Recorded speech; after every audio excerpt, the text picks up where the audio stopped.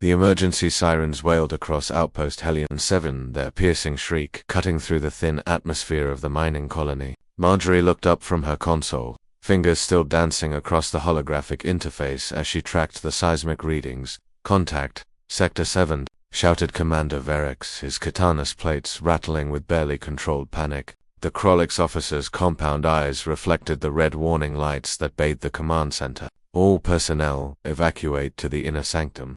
Marjorie frowned, saving her data with practiced efficiency. Around her, the alien crew members scrambled toward the reinforced bunker. Krolix soldiers in their ceremonial armor, Thorian engineers abandoning their posts, even the usually stoic Xanathi diplomats abandoning all pretense of dignity. "What's the situation?" she asked, grabbing her pad. "Death incarnate," hissed Verix, his translator struggling with the fear in his voice. "A void render has emerged from the deep tunnels. We must seal the facility." Marjorie's eyes widened. She'd heard stories about void renders, massive predators that lurked in the uncharted depths of mining worlds, drawn to vibrations and heat signatures. According to galactic records, they were unstoppable killing machines with armored hides that could withstand plasma fire and claws that could tear through reinforced steel.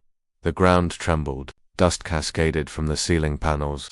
"Human Marjorie, you must come now." Verix grabbed her arm with one of his 4 appendages, pulling her toward the bunker entrance. But Marjorie had pulled up the sensor data on her pad. She stopped dead in her tracks, squinting at the readings. "Wait, Commander, what's the render's estimated mass?" 200 of your kilograms, perhaps more. "Now move." Marjorie's lips twitched. Heat signature, mammalian range, highly elevated with aggression. "Why does this matter?" A thunderous crash echoed from the eastern corridor. The assembled aliens pressed themselves against the far wall, weapons raised with trembling appendages. The automatic doors had been torn completely from their housing, leaving a gaping maw of darkness. Heavy breathing echoed through the chamber. Then, it appeared. The creature bounded into the command center on 4 powerful legs, its massive head swinging from side to side. Thick fur covered its muscular body, and its mouth filled with impressive teeth hung open as it panted heavily. Its tail wagged with such force that it knocked over a trash receptacle.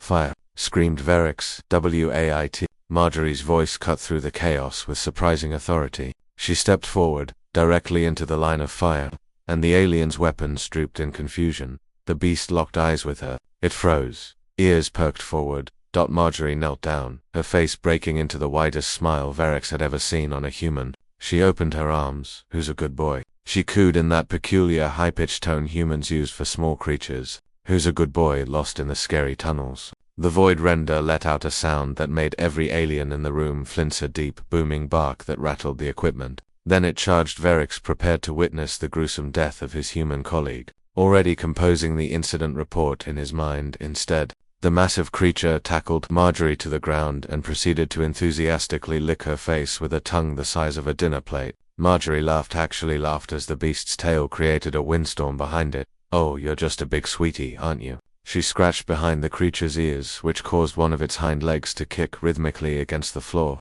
"Yes, you are. Such a cute, fluffy baby." Elis rushed into the command center from the residential wing, his brown hair disheveled and his shirt half-buttoned. "Marjorie, I heard the sirens." He stopped, taking in the scene. "Oh, thank God you found him." Marjorie looked up from where she was now buried under approximately 200 pounds of affectionate beast. "This is yours." The young researcher ran a hand through his hair sheepishly. "Yeah, this is Bear. He's my emotional support dog. Brought him from Earth on the last supply run. He must have gotten out of my quarters when I was in the lab. I've been looking everywhere for him. Your ... emotional ... support ... what?" Verix's translator actually sparked with a strain of processing his disbelief. Elis approached carefully, producing a leash from his pocket. "Dog, he's a Caucasian shepherd. Actually, they're bred to protect livestock from wolves and, well, bears, ironically." He clipped the leash to Bear's collar. "Sorry about the scare, everyone. He's really friendly, just got excited exploring." Marjorie stood, covered in dust and dog saliva, still grinning. She looked at the assembled alien soldiers, elite warriors of 3 different species, still pressed against the wall with their weapons drawn on what she considered a fluffy companion. "You thought Bear was a void render?" She couldn't help the giggle that escaped.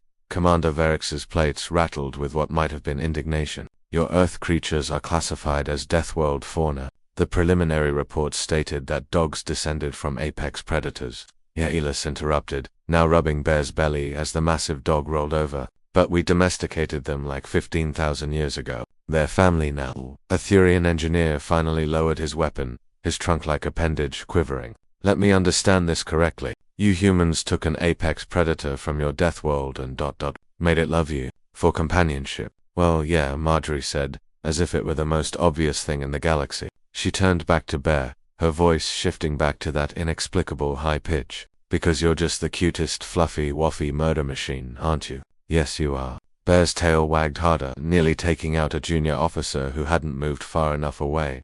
Verix watched as his entire security team slowly holstered their weapons, still eyeing the dog with suspicion. In his 3 decades of military service across dozens of worlds, he'd never seen anything quite like this. Humans didn't just survive their death world, they befriended its predators and brought them to the stars as emotional support. He made a mental note to update the human section of the personnel manual, again as Marjorie and Elis lead Bear back toward the residential quarters, the massive dog's tail still wagging like a weapon of mass destruction. Verix heard Marjorie say, "You know, I've been feeling a bit homesick. Maybe I should get one too." Verix decided he needed a very strong drink, or possibly early retirement.